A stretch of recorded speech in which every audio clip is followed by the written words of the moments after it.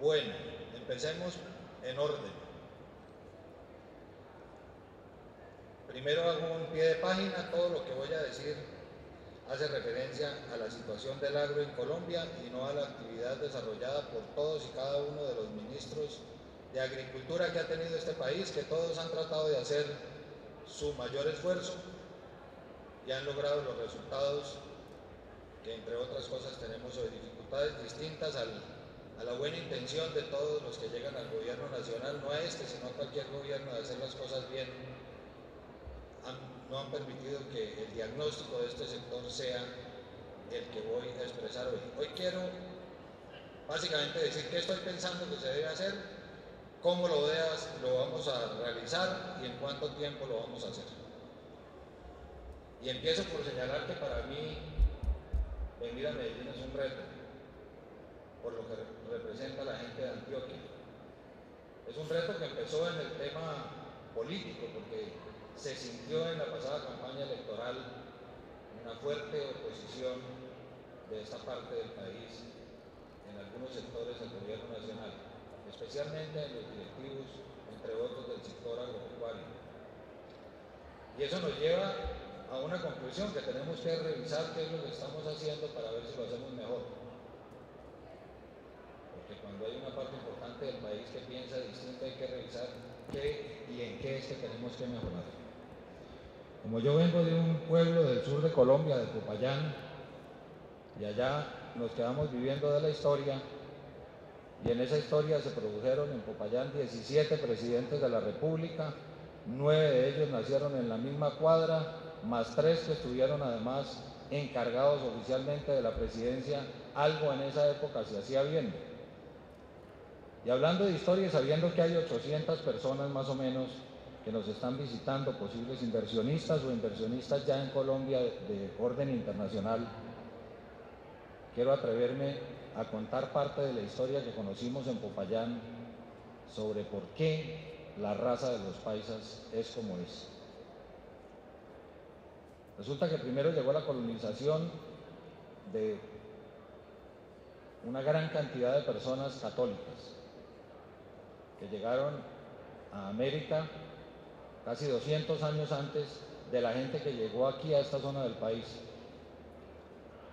Aquí llegó una raza especial, de origen judío sefardita, que estaba y fue expulsada al final de España, de la zona cercana a Barcelona. Esa raza especial era la raza empresarial de esa época más importante de Europa. Eran blancos, ojos claros, poco pelo. Y cuando uno mira aquí a los paisas, doctor Vélez, y me miro yo en el Cauca que se nos contagió, pues a varios se nos está cayendo el pelo. Y esa raza, que era una de las razas más importantes del mundo en jalonamiento, en ser empresarios, en buscar la forma de desarrollar la tierra a la que llegaban, en hacer una combinación perfecta entre el campo y su actividad de vida, colonizó prácticamente hasta el norte del departamento del Valle. Hoy están regados a lo ancho y ancho del país, generando empresas, generando industria. Como eran judíos sefarditas y tenían la necesidad de demostrar su catolicismo, por eso en esta comunidad de toda la zona del eje cafetero y Antioquia están los departamentos que más cerdo consumen en el país. Y por esto en esta comunidad, entre otras cosas, está la gente más emprendedora de Colombia.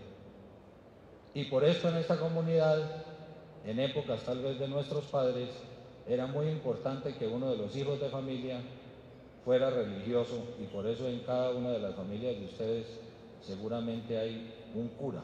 A nosotros en Popayán también nos tocó esa parte, y yo fui carguero de las procesiones de Semana Santa hasta hace 2 años. Por eso cuando uno ve a estos 3 jóvenes, entiende, uno dice, bueno, si este es el 8º Agroexpo, Agrofuturo, entonces ustedes empezaron cuando estaban en pañales, porque uno los ve y están bastante jóvenes, los 3. Y cuando me dijeron si tenía que venir o no a Agrofuturo y me explicaron de qué se trataba, cosa que me explicaron antier, yo dije, ¿cómo así que si tengo que venir o no a Agrofuturo? Cuando uno logra en Colombia que lo que está aquí en estos 300 pabellones esté en el campo colombiano, ahí se consolidó la paz del país, con firma o sin firma en Cuba.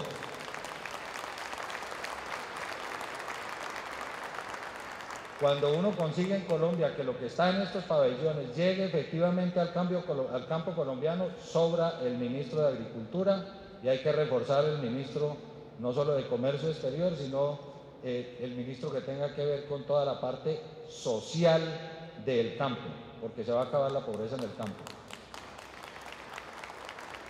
Eso, señores, es lo que ustedes han logrado en este ejercicio. No es venir aquí a una exposición y ver los 300 pabellones, que me voy a quedar toda la tarde viéndolos. Es en síntesis pasar, y ahí vamos con la primera parte.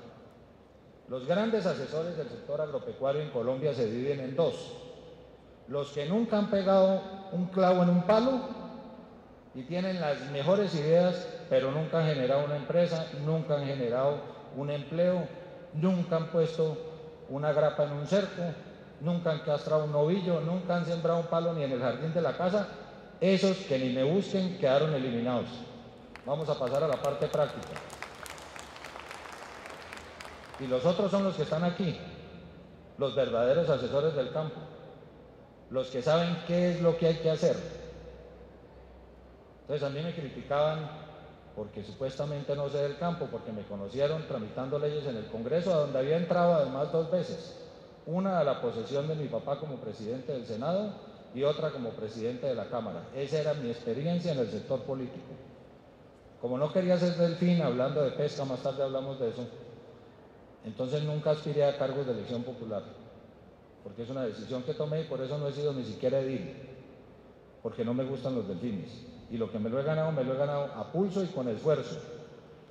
Y yo estoy convencido que en este salón cualquiera de ustedes tiene los conocimientos necesarios para llegar a ser ministro de Agricultura. Y lo puede hacer igual o mejor que yo. La diferencia es que entre todos los requisitos que necesitan para ser ministro hay uno que es fundamental, y es que a uno lo nombre el presidente. Y a mí me ha nombrado 2 veces. Algo bien debía hacer para que repita ahora, además en una cartera, a donde, repito palabras de mi madre, el éxito no está en hacer lo que uno quiere, sino en querer lo que uno hace. Y en mi caso yo no solamente quiero lo que estoy haciendo ahora, sino que además estoy haciendo lo que quiero. Así que tengo 2 posibilidades de lograr cumplir. Ahora estaban hablando de un sueño. Mi sueño no es el sueño mío, ni es el sueño del presidente Santos, independiente de las diferencias políticas que tengan aquí en Antioquia con el gobierno. En este tema necesitamos unanimismo, y mi primer llamado es que dejemos todas las diferencias políticas y personales a un lado y que unamos los esfuerzos de los líderes campesinos que he visto aquí en esta reunión, de los empresarios, de esa clase media del campo de la que nadie habla porque parece que no existieran, que son las personas que tienen fincas entre 50 hectáreas, 350, 400 hectáreas. Y juntemos esfuerzos con el gobierno nacional para que entre todos saquemos el campo adelante. Yo estoy convencido de que lo podemos hacer. Tenemos que pasar en el tema de ciclos productivos de cosecha a ministros de ciclo corto y cambiar por ministros de ciclo largo. Entonces hay que hacer un esfuerzo para ver si logro mantenerme haciendo las cosas bien en el gobierno para poder estar 4 años, porque parte de los problemas nace de esos ciclos tan cortos. Haciendo ese llamado a la unidad en torno a una política agropecuaria, quiero explicar en qué consiste lo que yo he podido analizar gracias a la información extraordinaria que me dio el señor ministro Lizarralde, con quien tengo la mejor de las relaciones, y a lo que yo he podido ver en la práctica en el campo. Hay una diferencia entre cuando uno se pone botas para venir a un evento como este y cuando en la finca tiene las botas de caucho para salir a hacer el trabajo en el campo con el administrador. Primer punto, esencial. La política agropecuaria en los próximos 4 años se va a dividir en 2 grandes pilares. Hay que hacer valer el apellido, no el mío, el apellido del ministerio. El ministerio se llama Ministerio de Agricultura y en ese campo nos vamos a dedicar a fortalecer 2 actividades. La de los campesinos, economía familiar campesina. La de la clase media del campo, que son los que decimos tiene finca. Y al mismo tiempo, en un pilar al lado de ese, para poder mejorar productividad, eficiencia, etcétera, y ahora digo cómo se compone ya cada una de las varillas del pilar, se necesita que los empresarios del campo estén totalmente comunicados a través de una cadena. En el sector público hay una cantidad de cadenas productivas del sector, cadenas que no tienen ni 2 eslabones unidos.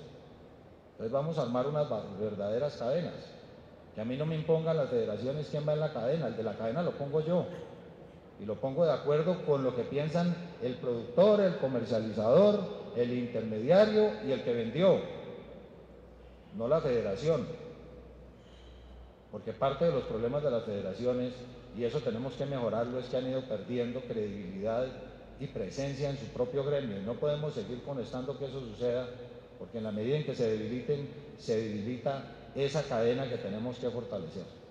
Así que los pilares son, en el tema de agricultura, para los 3 sectores, vamos a dejar hablar solamente de campesinos, vamos a dejar de hablar solamente de intermediarios o de la gente de la clase media, que es los que tienen finca, y vamos a dejar de hablar solamente de los empresarios, especialmente cuando uno ve que los empresarios consideran equivocadamente que este gobierno es enemigo de ellos. Así que vamos a fortalecer esas 3 actividades en una sola para romper esos paradigmas de diferencias entre los sectores populares y los sectores empresariales, porque los resultados del año pasado de crecimiento del 6% se lo debemos especialmente a los empresarios del campo. Y no va a haber desarrollo en el campo mientras esos empresarios no tengan las condiciones necesarias para poder seguir invirtiendo, una inversión que hoy se encuentra semi-paralizada, seguir invirtiendo en el campo y con seguridad jurídica. El siguiente es el apellido, que se llama desarrollo rural. En ese tema soy experto, más experto que en el tema agropecuario, porque los expertos en el tema agropecuario están aquí en cada uno de los stands. O que me diga alguien de aquí distinto a los que tienen el manejo de aguas, que sabe más que aguas de los que están en el stand de aguas.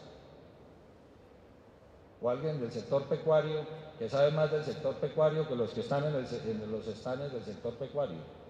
El conocimiento se especializó y todo lo que necesitamos en Colombia ya está inventado, no hay que ponerse a inventar nada nuevo. Ya lo hicieron los empresarios del campo aquí o en el exterior. Y tenemos 50 años de atraso, que lo único que tenemos que hacer para ponernos al día es no ponernos a inventar la rueda que ya está inventada y ahí están los stands, sino tomar esas ideas y esos programas que ya fueron exitosos aquí y en otros países y replicarlos y multiplicarlos. Y así uno puede pasar de 5 millones de hectáreas sembradas hoy a 10 millones, porque no lo vamos a lograr solamente ayudando a la economía familiar campesina de hectárea en hectárea. En el tema de desarrollo rural, los niveles de pobreza en el campo son penosos. La gente que vive en el campo es 3 veces más pobre que la gente que vive en las ciudades en Colombia. 3 veces, solamente por concepto de ingresos. Y si miramos un concepto distinto que se llama pobreza multidimensional, que tiene 5 variables, somos 2.5 veces más pobres los que viven en el campo que los que vivimos en las ciudades. Solamente ganan en el campo en 2 de las variables. Consiguen empleo más rápido cuando lo pierden que en las ciudades. Claro, el jornal pasa de aquí al otro lado. Lo que no dicen es que se ganan el 75% de ellos menos del salario mínimo y que la posibilidad real de formalización la están dando los empresarios del campo, porque si no, ¿cómo se va a lograr la formalización en el campo? Y que no podemos en esos trabajos especiales que tiene el campo, como por ejemplo la recolección de café, buscar que ese trabajo se formalice cargándole esos parámetros laborales a quienes tienen los cultivos de café, porque así lo que vamos a generar es más desempleo. Ganan en ese tema de recuperar el trabajo lo más rápido que en el sector del campo, en las ciudades, perdón, y el segundo parámetro en el que ganan es que no hay hacinamiento. Pues claro que no hay hacinamiento, es el 70% del territorio nacional y ya no queda sino el 30% de la población. ¿Qué hacinamiento va a haber si la gente salió corriendo? Y la gente fue del campo por dos razones: porque no encuentra futuro, y ahí está la importancia del desarrollo rural, no encuentra futuro para sus hijos, y por eso la gente joven del campo, y por eso tan importante lo que están haciendo en este experimento, en este ejercicio real de agrofuturo, que es, tenemos que generar las condiciones para que la gente joven vuelva al campo a trabajar con sus padres, porque si seguimos como vamos, en el 2020 el crecimiento de la población mayor de 60 años en el campo va a ser del 47%, y el 2020 parece lejos, pero es cerquita. Eso significaría que se nos envejeció a la gente del campo. Paso a los temas referentes. ¿Y la política rural cómo la vamos a hacer para mejorar los temas de ingresos, etcétera? Temas de vivienda rural, pero no una vivienda que es un cuchitril a donde, de menos de 40 metros, a donde la solución es que hoy duermen todos o no tienen casa o duermen todos en el mismo cuarto y duermen 10 personas. Y nosotros entregamos una solución, cuando digo nosotros, así ha sido en la historia de la vivienda rural en Colombia, de 2 habitaciones, a donde en una habitación duermen 2 y en la otra duermen 8. Y los pasamos de no tener casa a tener una casa de 38 metros cuadrados, cuyo diseño además no es acorde a las condiciones de vida que está acostumbrada la gente campesina en el país, y que tiene unos parámetros para su construcción que es como si uno fuera a construir un edificio en Bogotá. Entonces ahí tenemos varios retos: cambiar el diseño, que sea una vivienda digna, cambiar los parámetros de construcción que están establecidos, entre otros, por el Ministerio de Vivienda, a donde igualan los parámetros de un edificio en Bogotá a una casa aquí en La Ceja, en la zona rural, y tratar de impactar con mejoramiento de vivienda, porque la condición de vida del campesino cambia incluso cuando, teniendo una vivienda, uno le puede poner un piso decente, un baño y una cocina y un techo. Si incrementamos los recursos para mejoramiento de vivienda, vamos a mejorar e impactar sustancialmente el tema de la pobreza en el campo, solamente poniendo un baño, un piso o un techo o una cocina. Así que lo que hay que hacer es hacer rendir los recursos que hay hoy. ¿Cuál es la situación del campo para los posibles empresarios que están en este foro? Tenemos este año la inversión más grande en la historia de Colombia para el campo colombiano. El campo, desde el año 90, cuando se dejaron de sembrar especialmente cereales, trigo y cebada, yo trabajaba en esa época en el Grupo Santo Domingo, se dejaron de comprar todos los kilos de cebada que se compraban y todas se importa. En el año 90, que empezó el gran declive del campo en Colombia, se dejaron de sembrar 1.500.000 hectáreas, nunca las pudimos recuperar. Y la gente las quiere recuperar volviendo a sembrar trigo y cebada, productos a donde ya sabemos que no son competitivos. No somos competitivos. Envidia de la buena le da a uno cuando ve que en un país como Costa Rica, que puede ser del tamaño de Antioquia o más pequeño, no sé exactamente las dimensiones, exportaron el año pasado $900 millones en piña. Y aquí tenemos 2 millones de hectáreas en La Guajira, hay más o menos un chivo por cada 100 hectáreas.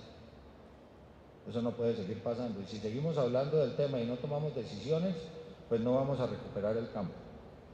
¿Cuál es la situación hoy? El campo dejó de ser la cenicienta de la política pública.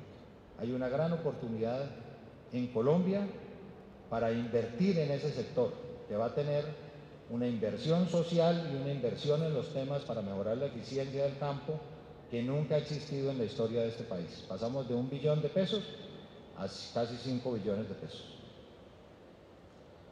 Le dicen a la gente, no, es que en Colombia hay mucho problema. Claro, nosotros no somos un país que no sea problemático. Aquí tenemos una situación de conflicto armado de 50 años que desangró el campo en Colombia y que lamentablemente muchas de las tierras en el país para los campesinos solo han servido para acabar sus tumbas después de que pasa la guerrilla o los paramilitares. Y la gente presiona que qué pasa con el acuerdo de paz, y es que creen que estamos negociando con angelitos. Si fuera cierto y fuera fácil, estaríamos haciéndoles estatuas en cada uno de los municipios de Colombia y no tumbas como nos toca acabar hoy para seguir combatiendo con este flagelo que tanto de sangre y tanto dolor le ha generado al campo en Colombia. Estamos en un proceso de paz que ojalá llegue a buen término. Tenemos la ilusión de que así sea. Por las dificultades que se presenten, no hay problema, pero vamos a seguir trabajando en esa búsqueda. Y al mismo tiempo hay que seguir fortaleciendo, y sé que en el tema de paz aquí aplauden poco, ojalá la podamos firmar rápido para que todos los colombianos podamos aplaudir mucho. Yo también tengo inquietudes.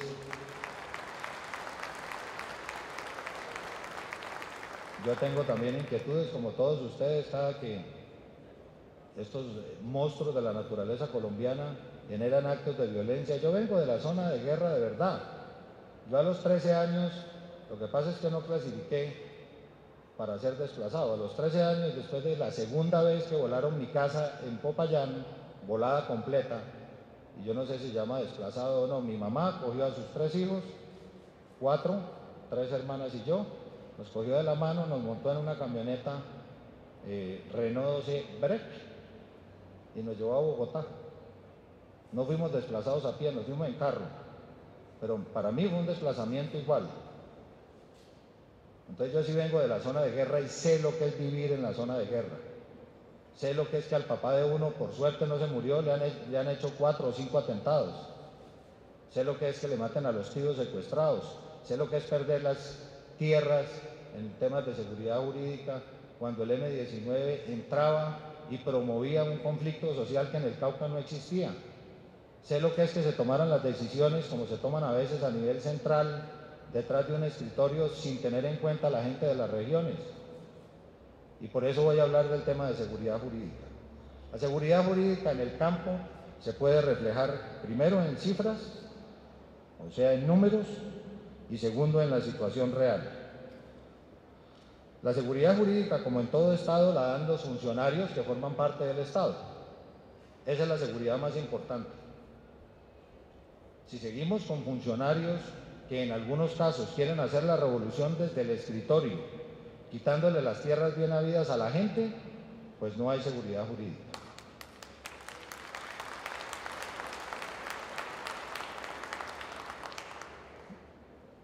Números en cifras.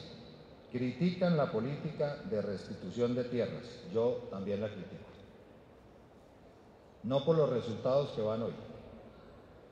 Y se los doy en cifras. Ha habido 3 políticas para recuperar tierras en Colombia.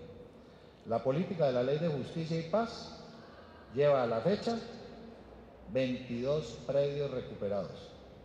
Tiene ya más o menos 6 años de implementación. 12 sentencias. Eso es todo lo que lleva Justicia y Paz. La política de extinción de dominio lleva recuperados 760 predios. Ahí hay gran parte de la mejor tierra del país, que hay que buscar la forma de recuperarla y distribuirla. Sudáfrica, que hizo un acuerdo de paz hace ya varios años, acaba de aprobar apenas el año pasado una ley parecida a la restitución de tierras.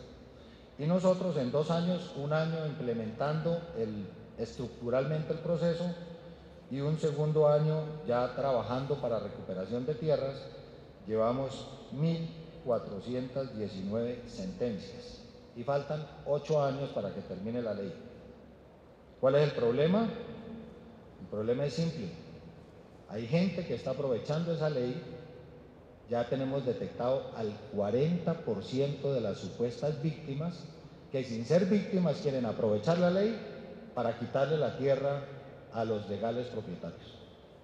Ese es el problema de la ley y eso es lo que hay que combatir. ¿Cómo lo vamos a combatir? Dos ideas. Uno, que haya un solo vocero en el tema de tierras, un vocero nacional que integre las actividades de formalización de tierras o de recuperación de tierras en una sola persona. No quiero decir el nombre propio, pero es posible que esa persona esté sentado en este auditorio. Para que esa persona nos ayude a organizar el proceso, porque hoy hay formalización de tierras en el Ministerio de Agricultura, formalización de tierras, entre comillas, de la política pública en el Ministerio del Interior, formalización de tierras en INCODER, formalización de tierras en la unidad de restitución de tierras, formalización de tierras en la Superintendencia de Notariado y Registro. El tema de formalización de tierras es un tema de títulos, es un tema legal. No pueden poner al ministro de Agricultura a estar pendiente a ver si la finca sí es del señor o no es del señor. El ministro de Agricultura tiene que estar pendiente de qué se va a sembrar en el predio para que sea productivo y saquemos riqueza de nuestro campo. Por eso mi idea en ese tema es que se centralice y se focalice en una sola persona, que sea experta en titulación y en formalización de tierras, la vocería y el desarrollo de la actividad que tiene que ver con todo el tema de titulación, para que acabemos con este desorden que lo que está generando es inseguridad jurídica.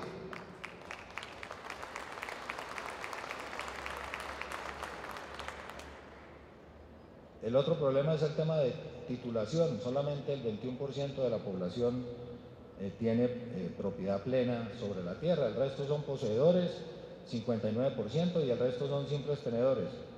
Eso es un trabajo de ponernos de acuerdo, organizarnos, pero eso no impide que la inversión extranjera llegue al país.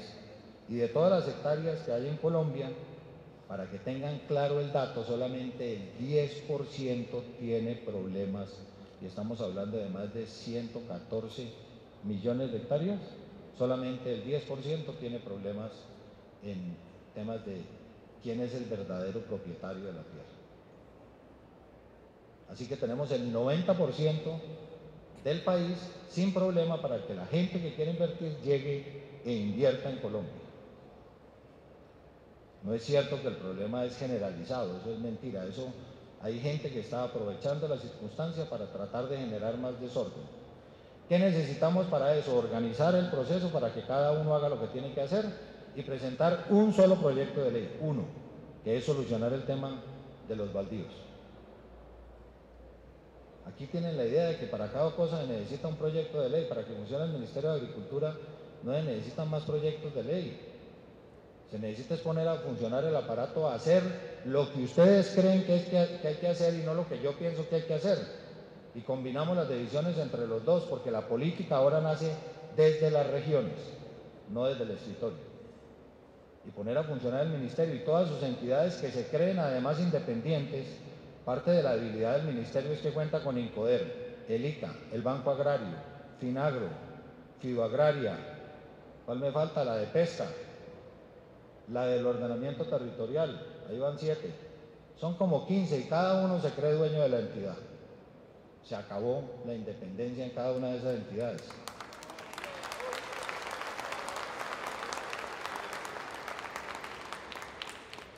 Porque si queremos hacer una política que sea eficiente, ¿qué quiere decir eficiente?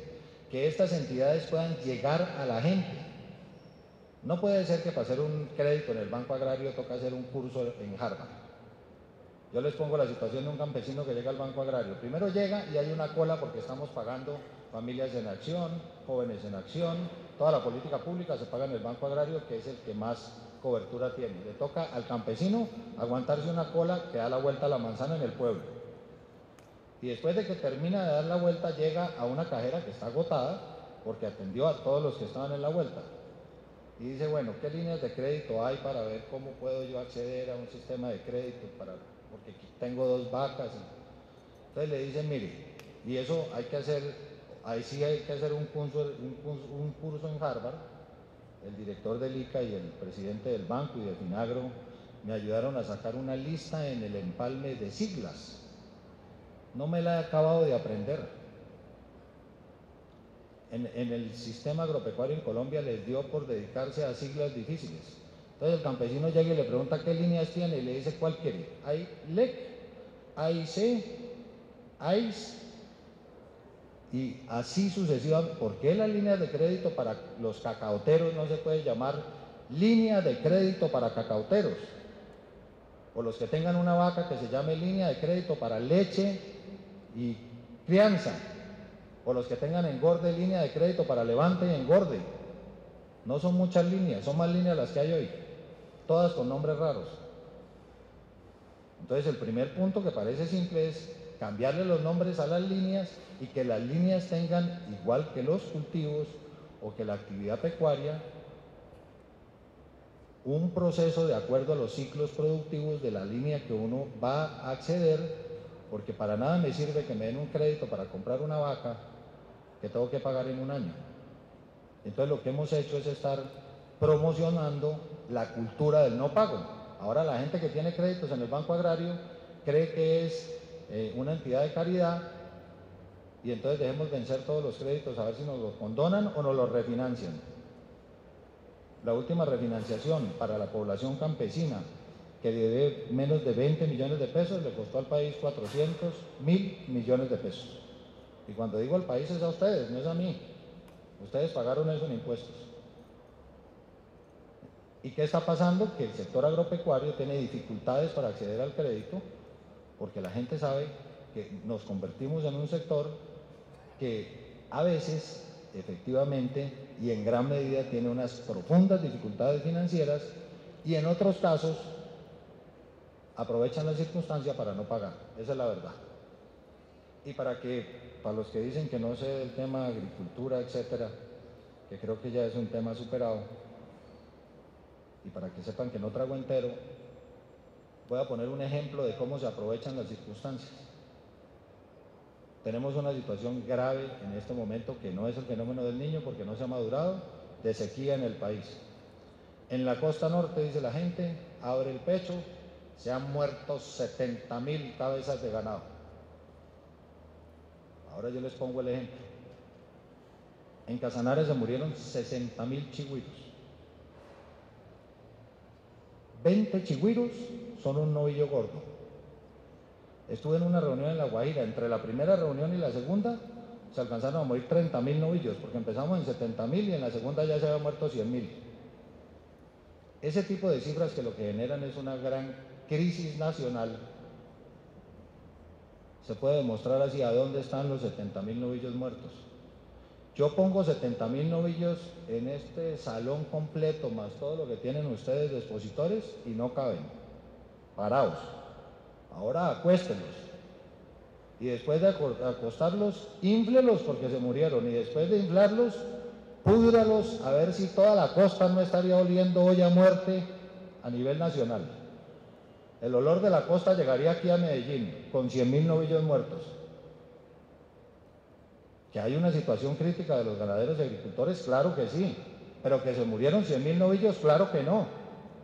Porque 100.000 novillos o 70.000, que hice la cuenta por 20 chigüiros, equivalen a que se hayan muerto en Casanare 1.200.000 chigüiros. Y con los 60.000 que se murieron tuvimos una crisis de salubridad en casi toda la zona del departamento, en todo el departamento. Tocó mandar retroexcavadoras para enterrar los chigüiros. ¿A dónde están las retroexcavadoras para enterrar los 70.000 novillos? ¿A dónde están las fotos? Los periodistas, se muere un novillo en la carretera y le toman la foto. Ellos no pierden el momento para hacer noticia de lo que está ocurriendo en el país. ¿A dónde está la foto de 10 novillos juntos muertos en una finca? No la he visto. O que me muestren, y entonces yo, como ministro de Agricultura, autorizo el pago de los 100.000 novillos. Pero no podemos seguir aprovechando en el país las crisis para ahondar esas crisis.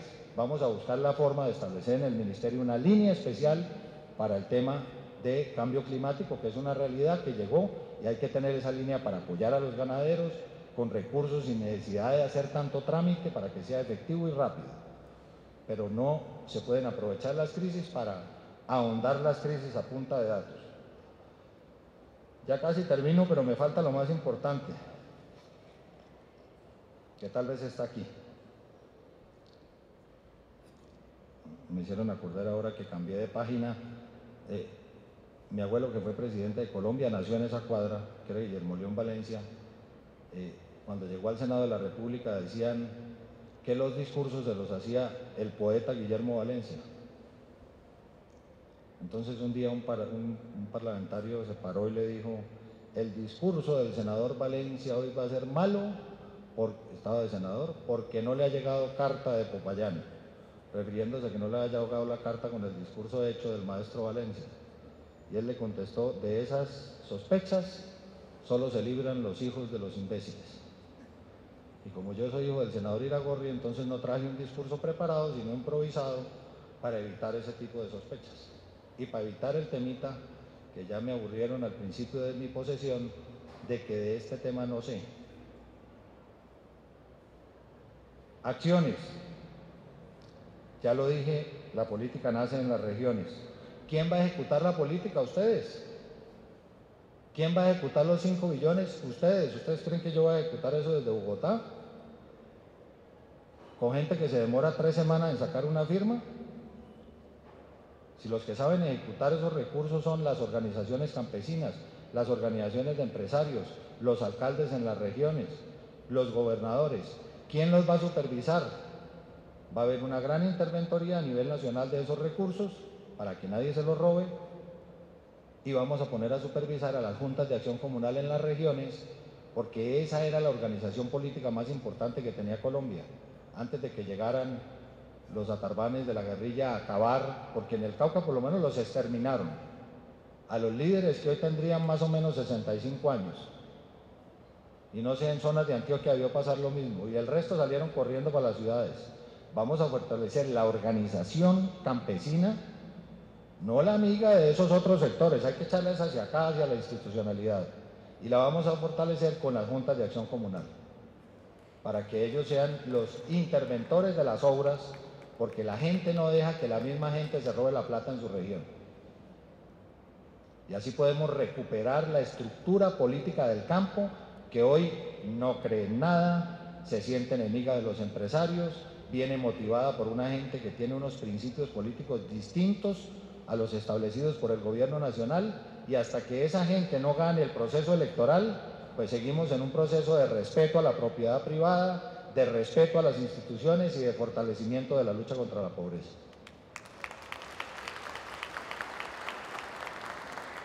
Para lograr eso se acabaron las convocatorias, todo en el ministerio era por convocatoria. Entonces se abre la convocatoria, llegan los municipios que tienen asesores que han sido exfuncionarios del Ministerio de Agricultura, exfuncionarios de Planeación, exfuncionarios de Hacienda, que le dicen: tranquilo que yo le tramito para que le salga parte de ese cupo. Eso va torcido, supuestamente la convocatoria es para generar transparencia, y eso va torcido desde que nace. Desde que empieza la convocatoria ya la gente puede saber quién se la va a ganar. Y los municipios más importantes del país son los que tienen los mejores asesores y se ganan o cubren los cupos de todas las convocatorias. Entonces, para el tema del apellido, que es desarrollo rural, yo no necesito una convocatoria para luchar contra la pobreza. Yo tengo que ir a las zonas más pobres de Colombia a invertir los recursos en esas zonas. Entonces no necesito convocar a ver si para lucha contra la pobreza gana algo el departamento de La Guajira, a donde hay un nivel de necesidades básicas insatisfechas de más del 78%. Y si vamos a hablar no de desarrollo rural, sino de actividad agropecuaria, por ejemplo, una convocatoria para distritos de riego, y usted tiene en Urabá, ya casi termino, y usted tiene en Urabá 100.000 familias dedicadas a la misma actividad, 70.000 sembrando plátano, que es de ellos, y 30.000 trabajadores del sector bananero, y no hay distrito de riego porque no han ganado las convocatorias. Entonces no más convocatorias, ahí necesitamos un distrito de riego, no un elefante. Yo sé que es un sueño de La Guajira y lo tenemos que completar, 680.000 millones para hacer la piscina que se hizo, que se llama Ranchería, y es una piscina hoy porque lo que hicieron de diseño fue cómo hacer la represa, ahí está el agua, faltó nada más ni nada menos que el diseño para el acueducto de 9 municipios y el diseño del distrito de riego, que vale otros 650.000 millones. O sea que ese distrito de riego va a costar Songo Sorongo 1.300.000 millones. Con eso yo le hubiera puesto agua a casi toda Antioquia a punta de pequeños distritos de riego. Pero bueno, esas son las decisiones que se han venido tomando, por eso las cosas no funcionan. Temas de tecnología. La tecnología, estamos tan atrasados que empieza con una guadaña. El acceso a la tecnología es fundamental y vamos a invertir recursos para compra de tractores. Ayer me dijo una organización campesina anoche que estuve en Ipiales luchando contra el contrabando. Me dijo, doctor, hágame un favor, es que hablé con los directores del tema de tecnología en el ministerio y me van a mandar el tractor, pero que no lo mandan con accesorios. Le dije, pues eso es como entregarle un carro sin llantas. Un tractor sin accesorios no sirve sino para sacar el jeep cuando se entierra, no sirve para nada más. Entonces hay que entregar los tractores con los accesorios que son necesarios. Y hay que tratar, vamos al siguiente punto, de utilizar, y eso ya lo empezó a hacer el ministro Risaralde, falta concretar la idea. Ya está la red tecnológica en todo el país con acceso a internet. Ahora tenemos que hacer unos aplicativos que le permitan a la gente que esa red sea útil para ellos. Los hijos de los campesinos ya saben manejar el internet mejor que uno. Yo tengo 48 años, ya me pasé de generación. El hijo del de mi finca maneja mejor el internet que yo. Y si les damos gratuitamente unos productos aplicativos que les permitan dos cosas. Uno, tener acceso a esos aplicativos prácticos para hacer seguimiento de sus cultivos.